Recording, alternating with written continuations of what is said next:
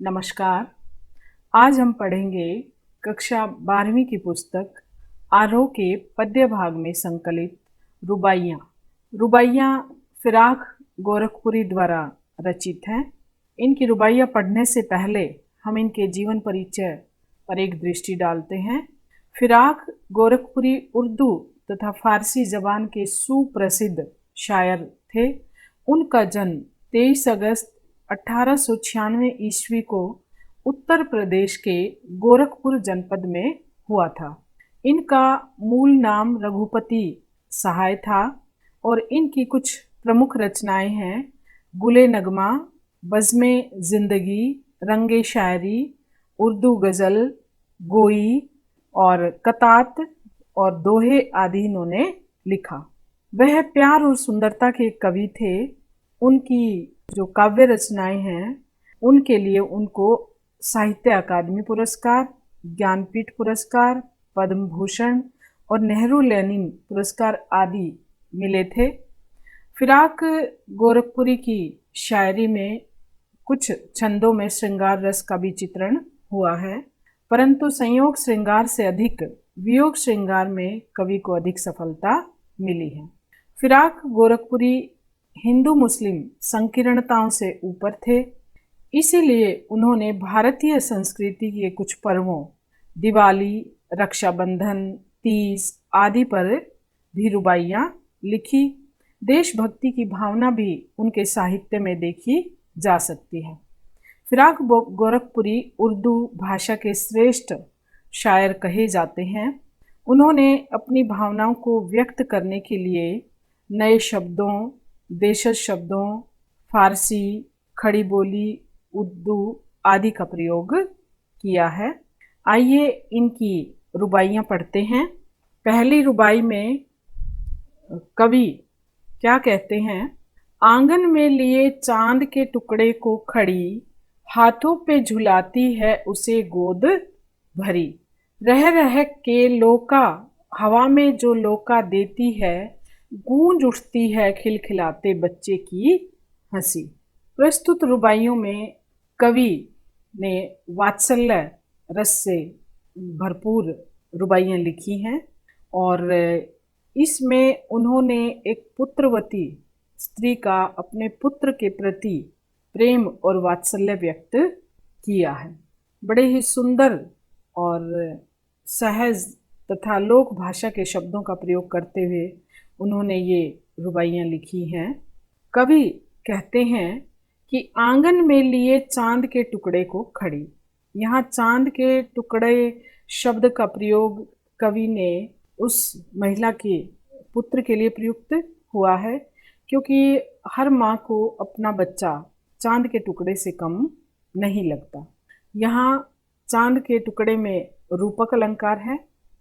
कवि कहते हैं कि माँ अपने चांद के टुकड़े अर्थात अपने बेटे को आंगन में लेकर खड़ी हुई है तथा हाथों पे झुलाती है उसे गोद भरी, कि कभी वो अपने पुत्र को गोद में ले लेती है और कभी हाथों का झूला झुलाती है, यानी हाथों से उसे झूला झुलाने लग जाती है।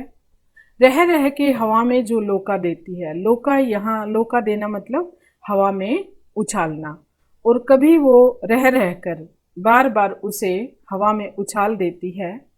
और जब बच्चे को उछालती है तो बच्चा खिलखिलाकर हंसने लग जाता है और उसकी हंसी से पूरा आंगन गूंज उठता है और बच्चे को खिलखिलाता देखकर जो माँ है उसकी खुशी का भी कोई ठिकाना नहीं रहता। तो यहाँ पर कवि ने एक माँ के अपने संतान के प्रति वात्सल्य को दिखाया है कि किस प्रकार माँ अपनी संतान के साथ कितनी खुश रहती है, उसे कभी खिलाती है, कभी झूला झुलाती है हाथों से। तो यहाँ पर माँ ने अपने बच्चे के प्रति अपनी प्रेम भावनाएं व्यक्त की है। अब इसके पद लालित्य पर प्रकाश डालते हैं। रुबाई छंद है और दृश्य बिंब है। हाथों पे झुलाना, हवा में लोका देना और बच्चे की हंसी, ये सब दृश्य बिंब प्रस्तुत करते हैं। और चांद के टुकड़े में रूपक अलंकार है और साथ ही साथ चांद का टुकड़ा एक मुहावरा भी इसमें देखने को मिलता है तथा लोक भाषा के शब्दों का प्रयोग कवि ने किया है। वात्सल्य रस है पूरे पद में। अब आइए दूसरे पद को पढ़ते हैं। नहला के छलके निर्मल जल से उलझे हुए गेसुओं में कंघी करके किस प्यार से देखता है बच्चा मुंह को जब घुटनियों में लेके पिन्हाती है कपड़े।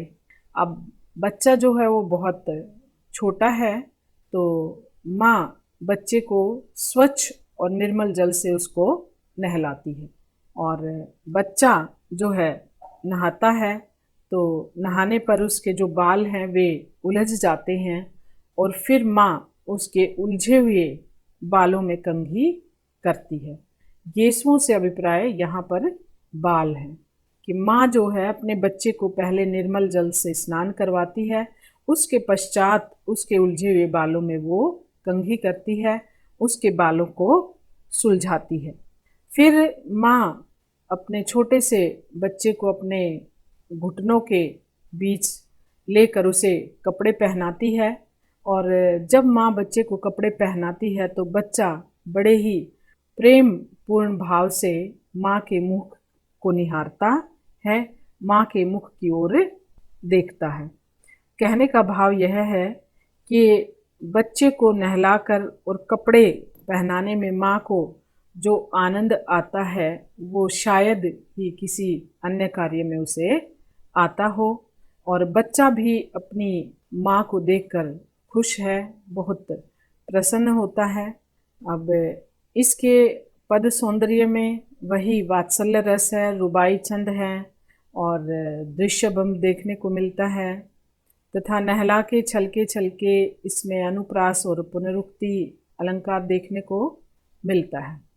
तीसरी पद में कवि ने दीपावली के पर्व का वर्णन किया है कि दीपावली का पर्व है और चारों तरफ जो घर हैं वो सजे हुए हैं, पुते हुए हैं और दीपावली की जो शाम है वो बड़ी ही सुंदर और सजीली है तथा चीनी के खिलौने जगमगाते लावे वो रूपवती मुखड़े पे एक नरम दमक बच्चे के घरौंदे में जलाती है दिए।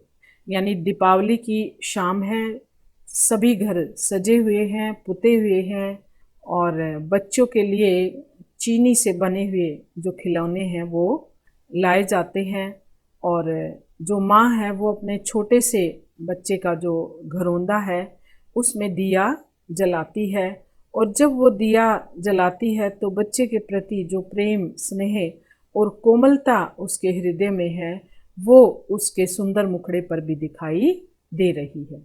वो रूपवती मुखड़े पे एक नरम दमक, नरम यानी कोमल और दमक यानी चमक, रूपवती सुंदर, यानी वह सुंदर स्त्री जब बच्चे के घरौंदे में दिया जलाती है तो दिए की रोशनी उसके मुख पर पड़ती है और साथ ही बच्चे के लिए उसके हृदय में जो कोमलता है उससे उसका चेहरा जो है वो दमकता हुआ नजर आता है।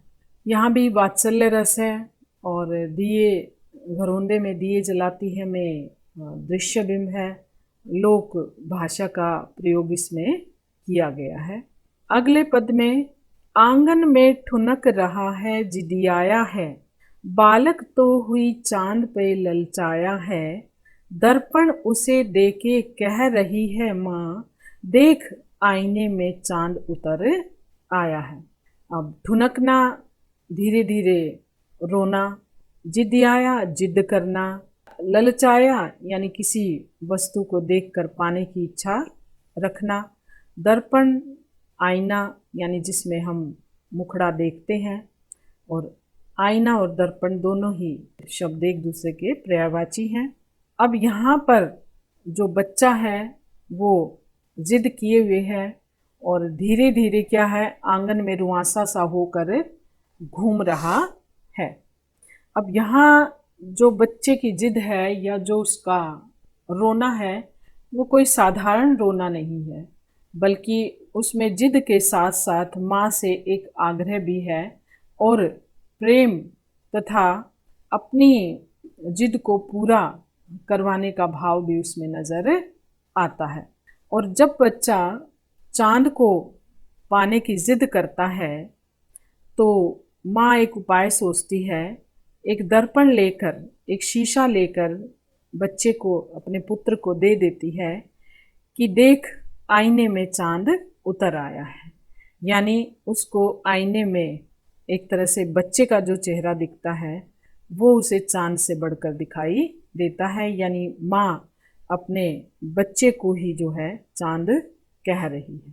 तो यहाँ पर कवि कहता है कि बच्चा जो है वो अपने आंगन में ठुनक रहा है, रो रहा है, जिद कर रहा है, और उसकी जिद भी कोई छोटी मोटी वस्तु पाने की नहीं, बल्कि चाँद को पाने की उसकी इच्छा है।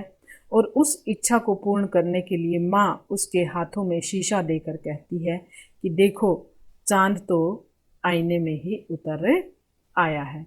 यहाँ पर भी दृश्य बिंब है, आंगन में ठुनकना, आईने में चाँद उतरना, और देख आईने में चाँद उतर आया है पंक्ति में मानवीकरण अलंकार है। और यहाँ पर वात्सल्य रस तो पूरी रुबाइयों में भरा पड़ा है। अगले पद में रक्षा बंधन की सुबह रस की पुतली, छाई है घटा गगन की हल्की हल्की, बिजली की तरह चमक रहे हैं लच्छे, भाई के बांधती है चमकती राखी। अब यहाँ पर कवि ने रक्षाबंधन के पर्व का वर्णन किया है। रक्षाबंधन का पर्व श्रावण मास में आता है, जो कि एक वर्षा का महीना होता है। और उस महीने में जो आकाश है रक्षाबंधन के दिन, उसमें हल्की हल्की सी घटा छाई हुई है। तो कवि ने कहा है कि जो रक्षाबंधन की सुबह है वो बड़ी ही मिठास लिए हुए है, बड़ी ही सुहावनी और सुंदर सुबह है। रस की पुतली से अभिप्राय है मिठास से भरी हुई। अब आगे कवि कहता है कि बिजली की तरह चमक रहे हैं लच्छे, भाई के बांधती चमकती राखी। यानी एक बहन भाई की कलाई पर जो राखी बांधती है उसके लच्छे बिजली की तरह चमक रहे हैं। यानी जैसे बिजली की चमक में एक तेज रोशनी होती है, ऐसे ही राखी के लच्छे भी जो है चमक रहे हैं। यहाँ पर कवि ने दृश्य बिंब का वर्णन किया है, और बिजली की तरह चमक रहे हैं लच्छे में उपमा अलंकार है, और दृश्य बिंब का प्रयोग तो कवि ने बड़े अच्छे ढंग से किया है। और साथ ही उर्दू और हिंदी दोनों ही भाषाओं का मिश्रण देखने को मिलता है। रुबाई छंद है। तो ये जो रुबाइयाँ हमने आज पढ़ी फिराक गोरखपुरी द्वारा रचित, ये रुबाइयाँ पूर्णतः वात्सल्य रस से भरी हुई है। और यहाँ पर कवि ने लोक तत्वों के साथ इंसानी जिंदगी की कुछ जो सच्चाइयाँ हैं वे भी इसमें दिखाई हैं। नन्हे बच्चे के प्रेम और खेल के आनंद का बड़ा ही सुंदर चित्र यहाँ पर प्रस्तुत किया है।